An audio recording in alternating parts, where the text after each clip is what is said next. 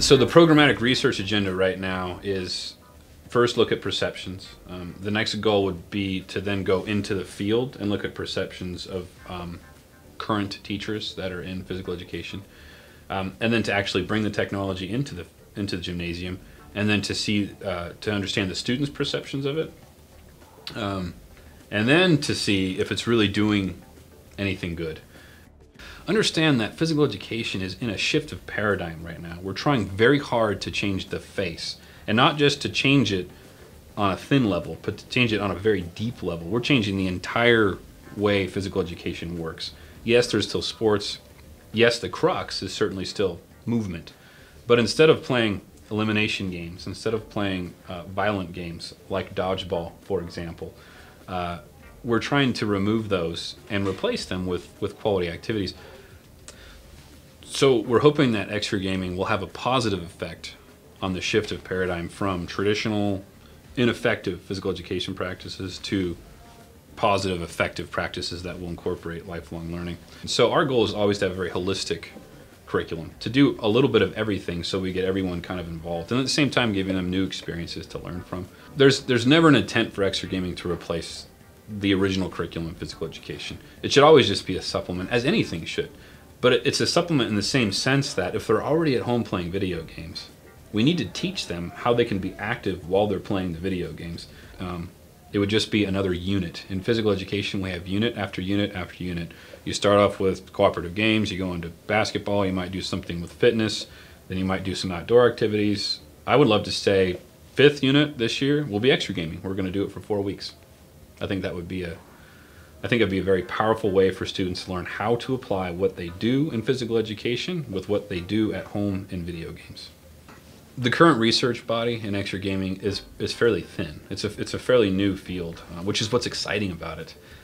And what's also exciting to me about it is that it will continue growing as technology grows. So it's one of those research agendas that you know is always just going to be moving forward, which is really exciting for me.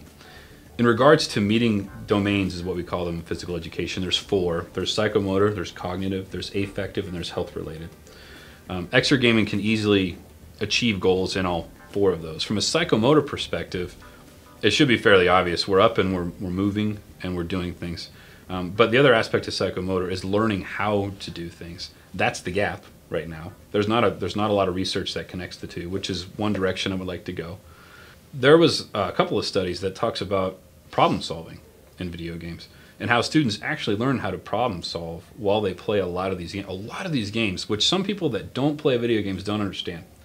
So the kid that wants to find a solution to the game or play to the end has to solve that problem to get through. So that's a powerful element, and that's a powerful cognitive element that I think could tie in easily not only to physical education, but to other aspects of education, I think. There's also the individual aspect of the affective domain. That's growing personally. You can certainly do that as well because once again, there's goals to achieve, which is the other great part about video games, is there's goals to achieve. I mean, and so I think a lot of people that don't play video games don't understand that once again.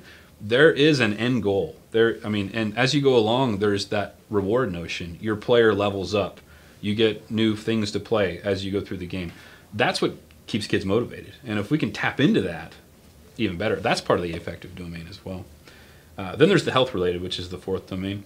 And again, that's fairly obvious in regards to caloric expenditure. And there's ample studies right now in Exergaming and caloric expenditure that, again, I think anyone looking and going, yeah, well, of course they stood up and they're doing something, so there's caloric expenditure.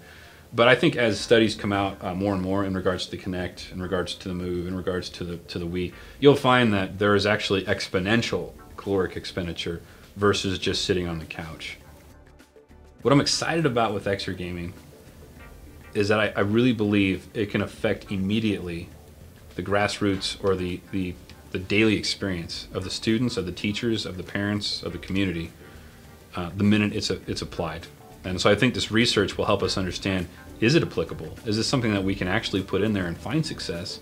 Or is it not really going to work out well? We don't know, but that's the fun to the research.